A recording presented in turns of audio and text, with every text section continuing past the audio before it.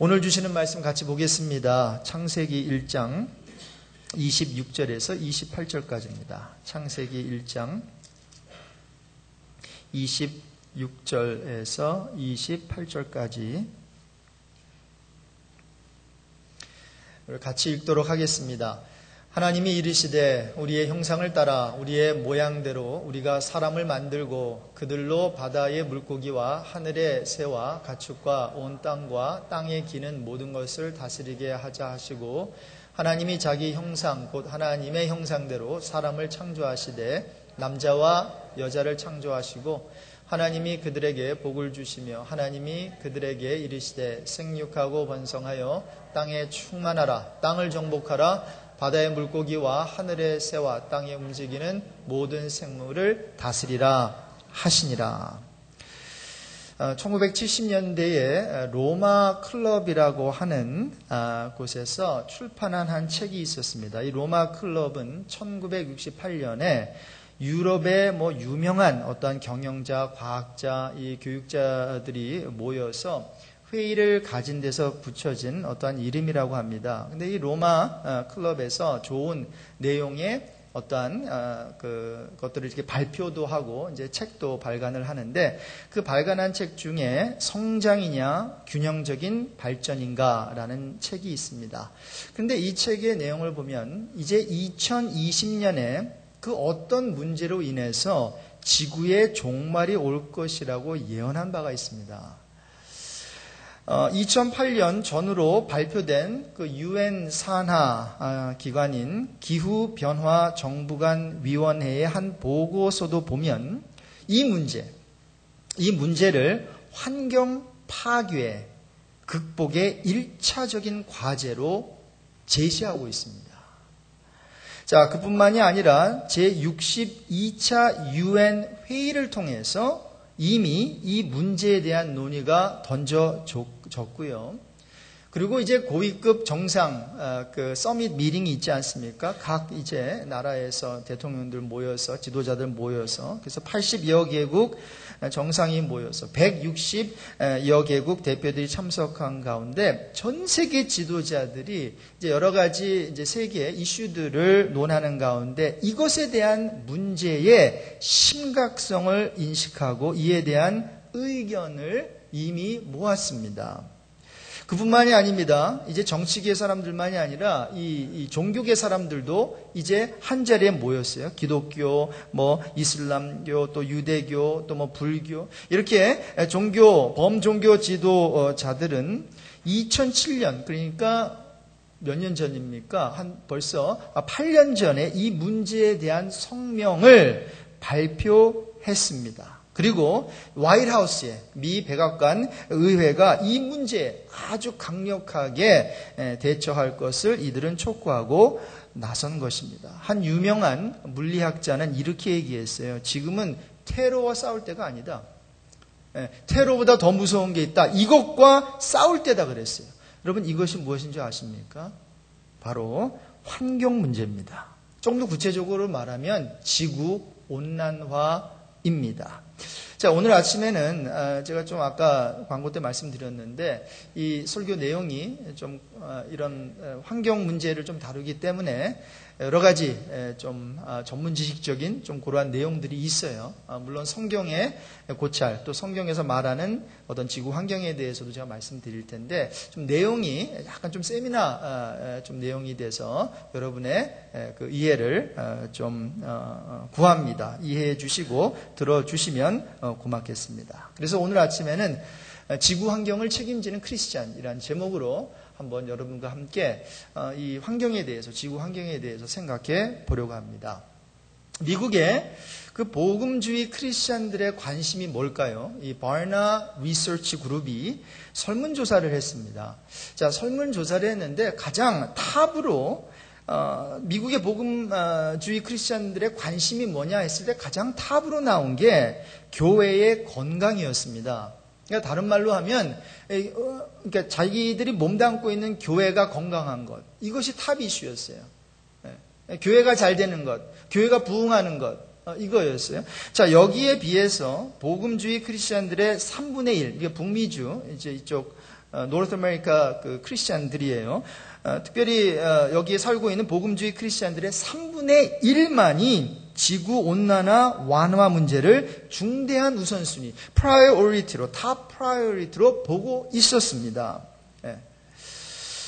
교회의 건강 중요하지요. 교회가 부흥해야 됩니다. 교회가 잘 돼야 됩니다. 그러나 여러분 보세요. 교회도 일단 이 주의가 불로 타게 되면 뭐부터 합니까? 불을 끌 것입니다, 여러분. 만약에 우리가 살고 있는 그 도시에 자꾸만 범죄가 증가하고 한다면 여러분 경찰의 도움을 청할 것이고 우리라도 앞장서서 이 동네를 지킬 것입니다. 만약에 마을에 예를 들어 봅시다. 하나밖에 없는 호수가 있어요. 근데 그 호수가 이제 물이 더러운 거예요. 자, 그래서 물이 썩었어요. 자, 그렇다면 어떻게 할까요? 여러분 동네 사람들뿐만이 아니라 우리 교회 사람들도 같이 이제 어떻게 해서든지 맑은 물을 이렇게 끌어올리려고 하는 노력을 다 할 것입니다. 당연한 것이죠. 왜 그렇습니까? 당장 불이익을 당하니까. 당장은 피해를 입으니까. 피부로 느끼기 때문에 그렇습니다. 자, 그런데 여러분 아세요? 지구 환경 문제는 그 피해와 불이익이 금방 피부로 느껴지지 않습니다. 그뿐만이 아니라 이 지구 환경이라고 하는 게 굉장히 크게 보이기 때문에 이거 내가 무슨 지구 환경에 대해서 공헌할 수 있는 어떤 부분이 어떤 컨트리뷰트 할 수 있는 부분이 있나 이런 소극적인 생각을 한다는 거죠. 자, 그래서 당장 해결해야 할 나의 문제 리스트, my problem 리스트에 자꾸만 밀려나는 거예요. 그러나 여러분 이것은 잘못된 생각입니다. 내가 그 문제를 겪고 있지 않다고 해서 그 문제가 사라지는 게 아니지 않습니까? 벌써 수년 전이었습니다. 2007년에 그때 환경 관련 국제 심포지엄이 열렸는데 지구온난화로 자기가 살고 있는 그 땅이 지금 물에 잠기고 있는 그 나라를 대표하는 부총리가 와가지고 호소한 바 있어요. 이 세계 나라 지도에서 우리나라가 사라지지 않게 해달라고. 바로 그 나라가 투발루라고 하는 남태평양의 작은 섬나라였습니다. 5개 섬으로 되어 있는 나라인데 이미 2개가 물에 잠겨버렸다는 사실 여러분 아세요? 이제 나머지 3개도 언제 잠길 줄 모른다는 거예요. 매년 0.5cm씩 나라가 물에 잠기고 있다고 호소를 했어요. 여러분 만약에 이게 저와 여러분이 살고 있는 캘리포니아였다면 우리가 두고 온 조국 한국이었다면요, 지금 지구 온난화에 대한 우리의 입장과 태도는 정말 달라질 것입니다. 바로 투발루의 그 부총리처럼 말이죠. 자, 그래서 21세기 지구인들의 가장 큰 도전 중 하나가 무엇인가 생각해 보니까 바로 코앞에 다가온 아주 위험한 어떠한 문제가 하나가 있는데 이미 말씀드린 뭐라고요? 지구 온난화 현상이에요. 이 환경 문제입니다. 그래서 이 지구온난화 문제는 크리스찬들뿐만이 아니라 모든 지구인들의 문제이기 때문에 인류 공동의 어떤 관심과 노력이 없으면 절대로 해결할 수가 없다라는 거죠. 자, 그래서 저는 오늘 이 말씀을 통해서 지구온난화가 도대체 뭐고 어떠한 영향을 주고 또 여기에 대해서 성경은 뭐라고 말하고 있고 우리의 책임은 뭔지 또 결론적으로 좀 구체적으로 저와 여러분이 할 수 있는 대안이 뭔지 해결책이 뭔지를 좀 짧은 시간에 한번 살펴보려는 것입니다. 여러분 지구온난화는 간단히 말씀드리면 지구가 더워지는 것입니다. 자, 그래서 지구의 공기의 온도가 올라가는 거죠. 그래서 atmosphere 그 에어를 한국말로 보니까 대기라고 되어 있대요. 이 대기와 바다의 평균 온도가 높아진 현상을 가리키는 말입니다. 근데 여러분 이것을 쉽게 생각하면 우리가 언제 땀이 나고 우리가 언제 더워집니까? 옷을 너무 많이 입고 있을 때 땀이 나죠. 덥죠. 그래서 더울 때는 옷을 벗지 않습니까? 그래서 열이 밖으로 나가게 하는 거죠. 자, 지구도 마찬가지입니다. 지구가 왜 더워집니까? 지금 화석 연료의 연소 있죠. 석탄, 석유, 가스에서 막 이렇게 내뿜는 그러한 가스들이 있죠. 그 연소로 인해 가지고 대기층, atmosphere air의 온실가스가 증가했다는 거예요. 그래서 지구가 더워졌어요. 무슨 말인가 하면 지금 지구가 뭐 우리말 옷으로 말하면 두꺼운 옷을 지금 입고 있는 거예요. 가스들이 이제 옷 작용을 해가지고 태양열이 밖으로 방출되지 못하게 하는 거예요. 자, 그러다 보니까 이 지구 표면의 온도가 당연히 높아지게 되는 거죠. 근데 이게 그냥 우리는 더우면 부채질하면 되고 말이죠. 그리고 우리 더우면 옷을 한두 개 벗으면 되잖아요. 근데 이게 이 지구 온난화는 그렇게 심플한 게 아니다라는 거예요. 그래서 온난화 기후 변화를 인해 영향받는 그 부분들을 좀 생각해 보면 첫 번째로 기상이변을 일으킨다라는 거예요. 그래서 지금 여러분 잘 아시다시피 북극과 남극에는 뭐가 있어야 돼요? 빙하가 있어야 돼요. 근데 그 빙하가 어떻게 돼요 지금? 다 내리고 있습니다. 자, 그래서 이 같은 온도 상승은 이런 것이 빙하들이 녹아내리면서 해수면 상승을 또 초래하게 되고요. 그래서 이것이 또 다시 가뭄과 홍수 등의 기상 이변을 일으킨다라는 것입니다. 최근에 있었던 쓰나미도 그렇고, 그 다음에 여러 가지 엘니뇨도 그렇고, 이런 것들이 지금 지구가 지금 많이 아파한다라고 하는 그런 어떤 심텀이에요. 저와 여러분도 만약에 지금 이 몸이 뜨거워지고 하면 열이 나잖아요. 그렇죠? 열이 나는 것처럼 지금 이 지구가 아파가지고 지금 열 받고 있어요. 지구가. 여러분, 지구가 열을 받고 있어요. 자, 그러나 여기에 대해서 저와 여러분은 어떻게 지금 대처하고 있어요? 여기에 대해서 우리는 어떤 생각을 갖고 있어요? 한번 생각해 보자는 거죠. 세계 환경의 날을 맞이해서. 자, 그래서 이런 기상이변을 온난화 기후변화가 일으키고요. 또한 온난화 기후변화는 인간 건강을 위협하겠죠. 여러분, 지금 이런 어떤 온도가 바뀌고 그리고 기후가 바뀌면서 신종 어떤 바이러스가 계속 나오지 않습니까? 사르스로부터 해가지고 지금 최근에 한국에서 유행하는 이 메르스가 바로 그런 종류의 전염병이다라는 거죠. 신종 미생물의 출현을 가속화한다는 거예요. 이런 어떠한 환경 변화가 말이죠. 그래서 그 영국의 한 구호단체에 따르면 이 지구 온난화로 인한 질병이 이제 21세기 말까지 이제 전 세계를 강타할 텐데, 특별히 사하라 남부 지역에서 1억여 명이 사망할 것을 예측을 했어요. 그러니까 이제 어떤 바이러스가 있으면 거기에 대해서 뭔가 이렇게 약이 나와야 되는데 그걸 잡아내지를 못하는 거예요. 얘네들이 이게 점점 막 강해지는 거예요. 그래서 이게 컨트롤이 안 되는 거죠. 뿐만 아니라 온난화 기후 변화는 산업 전반에 영향을 끼친다고 합니다. 그래서 지구가 점점 이제 더워지면서 또 빙하의 감소로 샹하이라든가 인도라든가 뉴욕 등이 이제 40% 이상이 물에 여러분 잠기게 된다면 이상 기후들이 나타나가지고요. 그렇게 되면은 이 산업 전반에 큰 영향을 미치겠죠. 여러분, 이러한 상태가 이제 50년 후까지 계속 이제 진행된다고 하면, 여기에 대해서 우리가 아무 손을 쓰지 않는다고 하면 지구의 모습이 어떻게 될까요? 여러분, 눈이 많이 왔던 어떤 산의 모습을 50년, 30년 전에 찍었던 사진과 지금 찍은 사진, 눈도 내리지도 않고 이런 사진 여러분 많이 보셨을 거예요. 옛날에는 막 기후가 많이 바뀌어가지고 말이죠.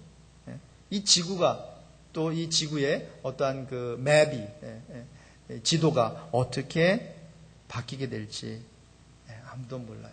지구가 바다가 될지 불바다가 될지. 목사님, 어차피 성경에 보니까 이 세상은 망하게 되기 때문이요. 새하늘과 새 땅이 지금 준비되어 있기 때문이요. 맞습니다. 그런데 여러분 아세요? 이 환경운동에 대해서 성경은 가만히 있는 것이 아니라 이 환경운동에 대해서 굉장히 강력하게 아예 성경의 첫 번째 책인 창세기, 그것도 창세기 아주 첫 장에서 말하고 있다라고 하는 거예요. 자, 그래서 이 성경은 환경운동에 대해서 뭐라고 말씀하고 있는지 한번 몇 가지로 살펴보겠습니다. 첫 번째로 한번 따라해 보십시다. 하나님은 인간을 동산지기로 만드셨다. 그러면 이제는 이 지구촌이 되어버렸죠. 그래서 뭐 카톡이나 아니면 페이스북을 통해서 지구 저 반대편에 있는 그 사람과 친구가 되는 거예요. 그래서 그 사람의 문제가 내 문제가 돼. 그 사람이 살고 있는 나라의 문제가 이제 나의 이제 이슈가 되는 거죠. 그래서 우리에게는 지구촌이라고 하는 마을의 동산지기에 이 책임이 있는데 그 책임을 하나님께서는 아예 인간을 창조하시면서부터 주셨다라는 거죠. 자, 그래서 창세기 1장 오늘 본문인데 28절을 한번 다시 한번 읽어보도록 하겠습니다. 자, 1장 28절 우리 같이 읽습니다. 하나님이 그들에게 복을 주시며 하나님이 그들에게 이르시되 생육하고 번성하여 땅에 충만하라 땅을 정복하라 바다의 물고기와 하늘의 새와 땅에 움직이는 모든 생물을 다스리라 하시니라. 자, 그래서 여러분 보세요. 지금 이 컨텍스트는 에덴 동산을 만드시고 또 6일 동안 인간이 필요한 모든 뭐 해와 달 그리고 짐승들 다 만들어 놓으시고 마지막에 아담과 이브를 만드시고 나서 주신 문화적 과업이에요. Cultural Mandate라고 해요. 자, 그냥 만들어 놓고 그냥 즐겨라가 아니라 어떠한 책임을 주신 거죠. 그 책임 중에 하나가 다스리라는 책임이었습니다. 제가 이 다스리라의 의미는 조금 이따 설명을 해 드릴 텐데, 여러분, 환경 문제를 교회가 책임적으로 대응하기 위해서 하나님의 창조물에 대한 경탄을 회복해야 된다. 이것을 주창하고 이것을 주장하는 어떤 목사님이 계세요.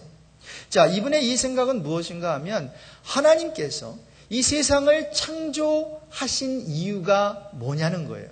여러분 어떻게 생각하세요? 하나님이 뭐 첫날에 빛을 만드시고 그 다음에 계속 뭐 나중에 짐승도 만드시고 하면서 하나님께서 왜 그러한 피조된 세계를 만드셨어요? 하나님의 그 반응을 보면 알 수 있다는 거예요. 여러분 만드시고 나서 우리 하나님이 뭐라고 말씀하셨나요? 예? 아, 참 좋다. 감탄하신 거예요. 예? 예? 경탄하신 거예요. 당신이 만드신 어떠한 피조된 세계를 보면서 하나님은 좋다, 좋다, 좋다. 그리고 나중에 가서 너무 좋다, 심히 좋다, 경탄을 했다는 거예요. 자, 그렇다면 하나님의 형상으로 지음받은 저와 여러분이 하나님이 지으신 그러한 세계를 보면서 어떻게 우리가 반응을 해야 될까요? 똑같이 어떻게 해요? 야, 좋구나. 너무 좋구나. 와, 좋다. 여러분 이러한 반응이 어디서 나옵니까? 여러분 그랜드 캐니언 가보셨죠? 가보신 분들이 있죠? 그런 감탄 나오지 않습니까? 그게 우리 안에 있는 하나님의 어떠한 그러한 모습이에요. 하나님도 당신이 멋지게 만들어 놓고 야, 멋지구나. 아, 좋구나. 했던 것처럼 저와 여러분에게도 피조된 세계를 보면서 그렇게 경탄하고 감탄하는 그런 마음이 있다는 거죠. 자, 그래서 왜 하나님이 그 짐승들을 아담에게 왜 데리고 오셨어요? 이름을 짓게 하려고요? 아니다라는 거예요. 물론 이제 데리고 오니까 아담이 이제 부르는 대로 이름이 됐죠. 그러나 왜 이 짐승들을 아담에게 이렇게 몰고 왔을까요? 왜? 경탄하게 하기 위해서. 이야, 와, 좋구나 말이죠. 그런데 어떻게 해요? 아담이 이름을 그냥 지어줬어요. 근데 그 경탄은, 그 감탄은 짐승이 아니라 어디서 왔어요? 안에 이불을 보고는 감탄했죠. 그렇죠? 이야, 살 중에 살, 뼈 중에 뼈. 계속 이 창조의 어떠한 뭐라 그럴까요? 그 스피릿이라고 할까요? 이게 감탄이에요. 경탄이에요. 자, 그런데 이제 이러한 어떠한 해석이 이제 유대 랍비들이 이러한 어떠한 흥미로운 이제 좀 설명을 좀 하는 거예요. 그래서 하나님이 당신의 창조물을 인간에게 데려오신 것은 인간이 당신이 만들어 놓으신 것들에 대해서 경탄하기를 바라셨다는 거죠. 자, 그런데 그것을 타락과 함께 잃어버렸다는 거예요. 그래서 우스갯말로 고대 그리스인들, 고대 그리스인들이 있죠. 그들은 알기 위해 배웠고, 히브리인들은 경탄하기 위해 배웠고, 그리고 현대인들은 써먹기 위해서 배운다고 합니다. 그럼 배운다고 하는 그 이유가 다 달라요. 근데 현대인들은 그저 써먹으려고 그냥 배운다. 근데 옛날 사람들은 그게 아니라는 거죠. 감탄하고 그리고 알기 위해서. 그래서 이런 어떠한 이 경탄 이것이 회복이 되어야 되는데 여러분 하나님 만들어 놓으신 이런 자연이 훼손되고 파괴되어 가고 있고 저는 또 여러분 우리들은 하나님의 어떠한 만드신 동산의 동산지기로서 그 책임을 잘하지 못하고 있다라는 것입니다. 자, 그래서 이 창세기 1장에 아까 28절에 땅을 정복하라. 그렇죠? 그리고 움직이는 모든 생물을 다스리라. 이렇게 되어 있는데 이 다스리라. 영어로 보면 rule over이라고 되어 있어요. 근데 옛날에는 과거에는 이게 지배한다는 정복의 의미로 해석이 됐어요. 그래서 땅을 정복하고 차지하고 rule over하고 자, 그런데 여기에 또 다른 해석이 하나가 있습니다. 그 해석은 뭔가 하면 위임을 맡은 자가 위임한 자의 뜻을 받들어 행한다라고 하는 경영의 뜻으로 해석하는 그 해석이 있어요. 그러니까 무슨 말인가 하면 하나님께서 당신의 그 피조된 세계를 만드시고 그 다음에 우리에게 그 세계를 맡겨주셨다는 거예요. 그럼 맡겨주셔서 우리가 그냥 정복하고 지배하는 그런 의미가 아니라 이것을 경영하는. 여러분 CEO 있죠? CEO, 최고 경영자 뭐합니까? 회사를 잘 되게 이렇게 회사가 잘 이렇게 발전할 수 있도록 경영하지 않습니까?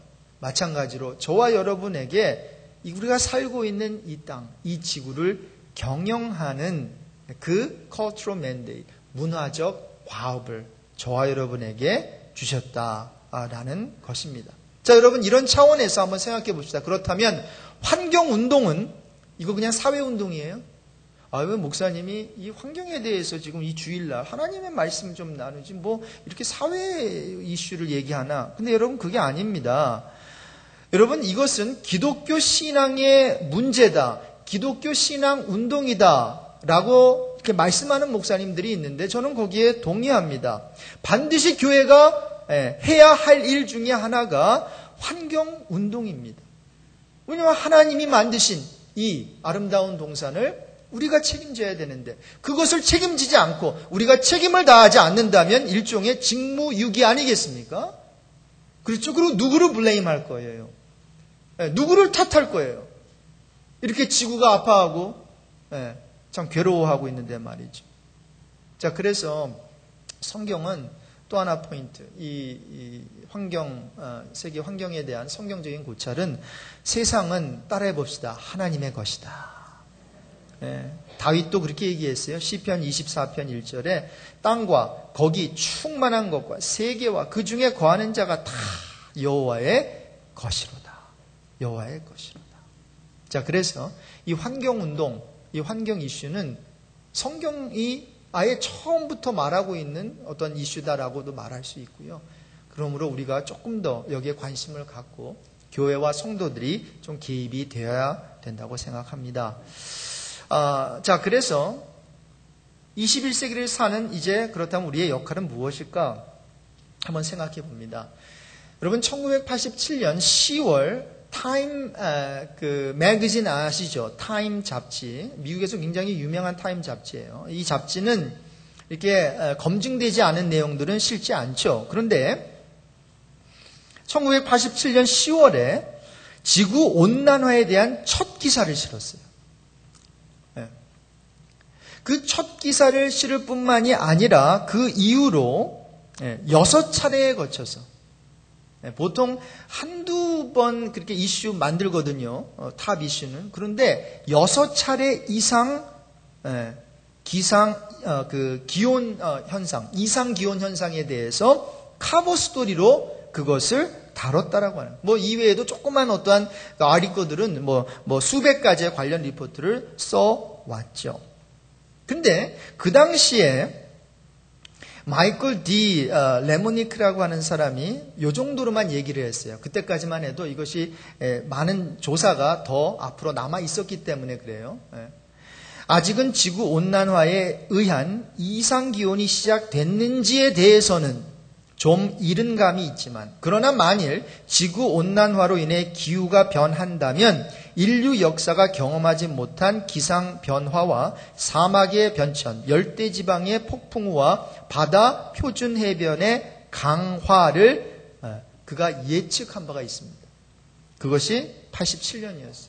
자, 그런데 결국 2006년 4월, 거의 이제 9년 전, 이제 10년 전이었죠. 지구온난화 현상은 사실로 받아들여졌습니다. 그리고 여러분도 기억하실 거예요. 10년 전에 이 지구온난화에 대해서, 글로벌 워밍에 대해서 정치인들이 가지고 막 나왔죠. 그렇죠? 어떤 정치 이슈 삼고, 그리고 이제 하기 위해서. 근데 저는 이 정치 이슈, 정치인들의 어떠한 그냥, 어떤 이슈뿐만이 아니라 이것은 정말 우리 전 세계의 이슈가 되었어요. 지구는 점점 더 뜨거워지고 있다는 것은 기정사실이에요. 그래서 지금 지구가 온난화가 되고 있느냐, 이것이 더 이상 이슈가 아니에요. 이 온난화가 얼마나 빨리 아니면 얼마나 천천히 되느냐, 이제 이것이 이슈가 되어 버렸지요. 자, 그래서 문제는 이것입니다. 2007년에 발표된 유엔 산하 기후변화 정부간 위원회의 4차 보고서예요. 거기에 따르면 지구온난화 이 환경 파괴의 극복을 이제 1차적인 과제로 삼으면서 굉장히 중요한 얘기를 했어요. 어떤 얘기를 했냐면, 하루속히 이 지구온난화 문제를 해결하지 못하면 인간의 힘으로는 더 이상 어쩔 수 없는 통제불능 상태에 처하게 된다고 굉장히 심하게 경고를 했다라는 거죠. 근데 여러분, 그런 경고를 했는데도 우리는 아직 이 문제에 대해 너무 둔감한 것 같아요. 너무 지금 여기에 대해서 우리 교회들도 그렇고 지금 많은 사람들이 지금 밥 벌어먹고 살기가 지금 힘들어가지고 이거 신경을 못 쓰는 거죠. 근데 여러분, 열심히 밥 벌어먹기 위해서 낚시를 하고 있는데 그 보트에 바닥에 구멍이 났네요. 여러분, 뭐부터 막아야 되겠습니까? 일단 구멍을 막아야 되겠죠. 근데 구멍 막을 시간 없다고, 나는 지금 배고프다고 낚시만 하고 있는 모습이 바로 지금 현대를 살아가고 있는 저와 여러분의 모습일 수 있다라는 거죠. 자, 그래서 몇 가지 제안을 하고 싶습니다. 저는 첫 번째로, 제가 이제 이 이슈에 대해서는 10년 전부터 좀 고민하고 있다가 여러분에게 처음으로 이제 좀 말씀을 드리는 건데, 2000년대에 새마을 운동을 좀 전개해 나가자는 거죠. 무슨 말인가 하면, 대한민국 농촌의 현대화를 위한 70년대 운동이 무슨 운동이었습니까? 새마을 운동이었어요. 제가 초등학교도 들어가기 전에 정말 두세 살 때인가 서너 살 때 그냥 노래만 따라 불렀고, 무슨 노래였죠 그게? 새벽종이 울렸네, 새 아침이 밝았네, 너도 나도 일어나, 뭐 하세, 이런 거였어요. 그랬더니 정말 대한민국 농촌의 현대화가 이루어졌어요, 안 이루어졌어요? 이루어졌어요. 여러분, 그것이 만약에 70년대의 그 운동이 새마을 운동이었다면 지금 이제 지구 환경 보호를 위한 2000년대의 운동은 저는 이렇게 말해보고 싶어요. 새 지구 운동이다. 새 지구 운동. 여러분, 21세기 새마을 운동인 이 새 지구 운동을 함께 전개해 나가면 어떨까라는 생각을 하게 됩니다. 자, 어떻게 할 것인가? 21세기 새 지구 운동의 캐치프레이즈를 소개합니다. 한번 따라해 볼까요? 소비는 적게, 나눔은 많이, 삶은 검소하게. 물론 옛날 1세대 못 먹고, 그리고 못 벌고, 그리고 검소한 건 뭐예요? 그때는 기름이라도 기름기 있는 거를 먹어야 되죠. 근데 여러분, 이 시대가 많이 바뀌었습니다. 이제는 덜 먹고 덜 사용하고, 그렇죠? 이런 쪽으로 우리가 나아가야 된다는 거죠. 자, 그래서 환경을 살리기 위해서 새로운 소비, 어떠한 행태라 그러나요? 어떠한 삶의 패러ดี้이제 필요하다라고 하는 거예요. 불필요한 거는 쓰지 않는 거죠. 그리고 정말 필요한 물건들은 재생해서, 리사이클링해서 하자라는 것입니다. 자, 그래서 작은 일들의 실천이 이 지구 환경, 이 온난화 완화에 큰 도움을 줄 수 있다라는 거예요. 저는 벌써 몇 년도인가? 2008년도. 그때 이런 얘기를 들었어요. 신문이 있죠. 신문을 우리 키의 반 정도 높이의 신문을 우리가 리사이클하면, 재활용하면 나무 한 그루를 보호할 수 있다. 저는 그 이야기를 듣고는 그래? 그 당시에 제가 매일 그 한국 신문을 이제 봤는데 뭐 한 달 모으면은 어디까지 올까요? 굉장히 꽤 와요. 자, 그러면 한 달 모으면 적어도 한두 그루의 나무를 내가 세이브할 수 있구나. 그래서 그 교회에 제가 5년 있으면서 5년 동안 그 신문을 모았어요. 근데 모으는 것도 모으는 건데 이거를 다시 리사이클링 센터에다 갖다 주는 게 큰 일이죠.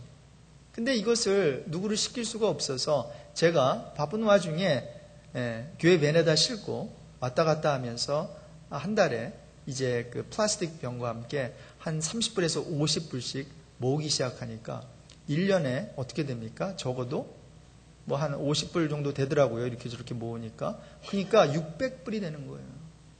여러분, 600불이. 그러면서 더 좋은 것은 뭐예요? 나무들이 세이브가 된다라는 거죠.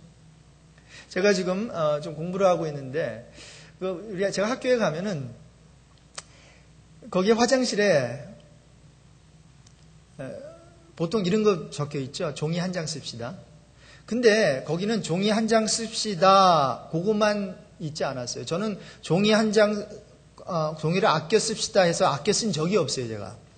여러분 그렇지 않습니까? 종이 아껴 씁시다 하면 니나 아껴 써라 하면서 뭐 한 장 더 쓰는 게 뭐가 그렇게 탈이 날까? 그런데 거기에다가는 그 사진이 있었어요.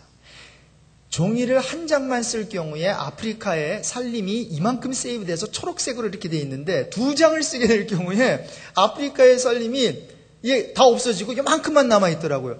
야, 그 그래픽, 그 사진의 영향력이 전 그렇게 큰지 몰랐어요. 그래서 그거 보는 순간에 전에는 2장 하다가 그때는 한 장만 딱 해서 이렇게 하는데 요즘에 이 페이퍼 퀄리티가 좋지 않죠? 한 번만 딱 닦아도 이게 너무 얇아가지고 이게 2장은 써야 되거든요, 보통. 그런데 뭐예요? 이거 하면서 기분이 좋아지더라고요. 왜? 내가 아프리카의 산림을 살렸단 말이죠. 내가 나같이 이렇게 만약에 사용을 하면 아프리카의 그 푸른 그 나무들이 많이 세이브 된다. 그러니까 동기부여가 되더라고요. 그래서 다른 데서는 2장 쓰다가도 학교 화장실에서 가면 한 장 써요. 여러분, 그러한 작은 일들의 실천이 지구 온난화 완화에 큰 도움을 줄 수 있다라고 하는 거죠.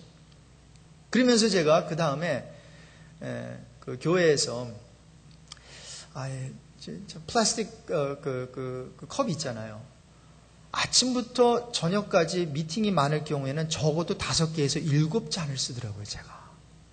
1부 예배 끝나고 먹죠, 그렇죠? 물 먹죠. 그 다음에 또 누가 커피 갖다 주죠. 그럼 2잔이죠, 그렇죠?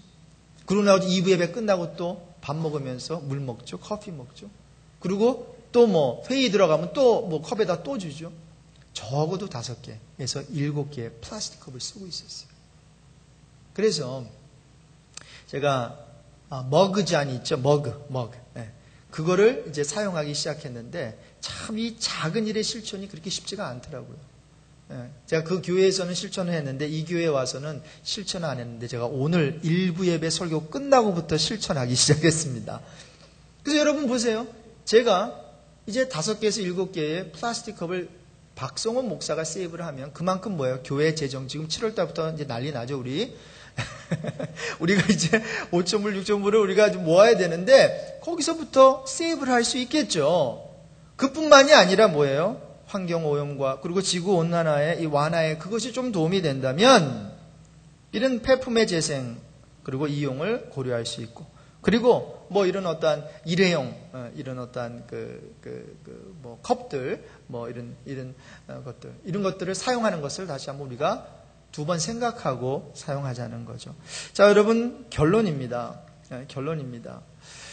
1990년 우리나라에서 JPIC 대회가 열렸어요. 이게 뭔가 하면 정의, 평화, 창조, 질서, 보존이라고 하는 그 약자인데 이 대회였어요. 자, 이 대회는 교회가 창조, 질서, 보존의 희망의 역할을 할 수 있다라고 천명을 했고, 그리고 교회가 그러한 하나님께서 지어놓으신 그 창조 질서를 보존하는 데 앞장설 수 있는 굉장히 좋은 기회였대요. 그런데 그로부터 지금 25년이 흘렸죠. 그때가 1990년도였으니까. 지금 25년이 흐른 지금 여전히 교회가 환경 문제를 긴급한 신앙의 과제로 받아들이지 못하고 있다라고 하는 거예요.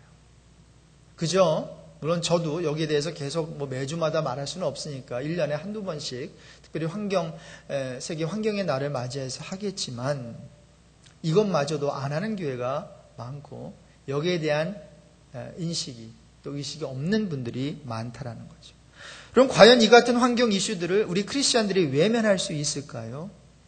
외면할 수 없다고 생각합니다. 지금 하나님을 모르는 사람들도 이 세계, 이 지구를 지키자고 앞장서는데 우리는 이 지구를 만드신 분을 아는 사람으로서 저와 여러분이 이 환경 문제를 조금 더 심각하게 생각하고 우리가 앞장섰으면 좋겠습니다. 자, 그런 면에서 좀 불편함을 감수하고 우리 교회에서도 이렇게 저렇게 일회용 이런 것들이 불편하잖아 이거보다도 지금 좀 불편함을 감수하더라도 지구를 세이브하고 지구의 어떤 온난화 문제를 좀 완화할 수 있다면 it's worth it. 해볼만 하다라고 하는 거죠. 땀을 흘릴 만한 일이라는 거죠. 여러분, 우리의 신앙은 그저 구원받고 그래가지고 예수 그리스도 알고 천국 가는 거에서 끝나면 안 됩니다. 이 세상에서 죽는 날까지 이 세상에서 지구인으로서 하나님께서 지으신 이런 것들을 프리저브하고 보호하는 책임이 있다라고 하는 문화적 과업, 이것 또한 우리가 세계 선교와 함께 감당하는 은혜가 있게 주님의 이름으로 축복합니다.